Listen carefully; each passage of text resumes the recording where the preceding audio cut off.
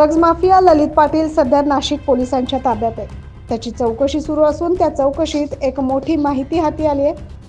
दर महिन्याला एकाच वेळी 7 दिवस कारखाना रात्रंदिवस चालू ठेवून एमडी ड्रग्जची निर्मिती केली जायची। उर्वरित दिवस कारखाना पूर्ण बंद करून पूर्णपणे स्वच्छ करून विक्रीसाठी लक्ष दिले जात असल्याची कबुली ललितने दिल्याचं पोलिसांनी सांगितलंय। शिंदे गावातील एमडी प्रकरणात संशयित ललितसह रोहित चौधरी, हरीश पंत, जिशान शेख हे अंमली पदार्थ विरोधी पथकाच्या ताब्यात आहेत। त्यांना न्यायालयाने 10 दिवसांची पोलीस कोठडी सुनावली आहे। 18 डिसेंबर पर्यंत ते कोठडीत राहणार आहेत। त्यांच्या चौकशीत आता नवीन माहिती समोर येते। महिन्याला एकाच वेळी 7 दिवस कारखाना रात्रंदिवस चालू ठेवून एमडीची निर्मिती केली जात होती, तर इतर दिवस तो माल विक्रीसाठी लक्ष केंद्रित केले जायचे।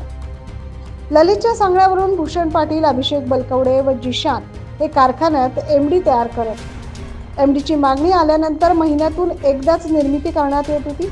तयार माल 2 संशयितांमार्फत मुंबईसह इतरत्र वितरित केला जायचा। त्यासाठी 3 लाख रुपये प्रति किलो दराने एमडीची विक्री ललितने केली। पैसे मिळाल्यावर रसायन व कच्चा माल खरेदी करून पुन्हा एमडी तयार केली जात होती, अशी माहिती पोलिसांनी दिली। मात्र या प्रकरणात अजून काय माहिती समोर येणार आहे आणि कोण कोण लोक या प्रकरणात गोवलं गेले हे बघणं महत्त्वाचं ठरणार आहे। 9 न्यूज महाराष्ट्रासाठी प्रतिनिधी अजीज सय्यद।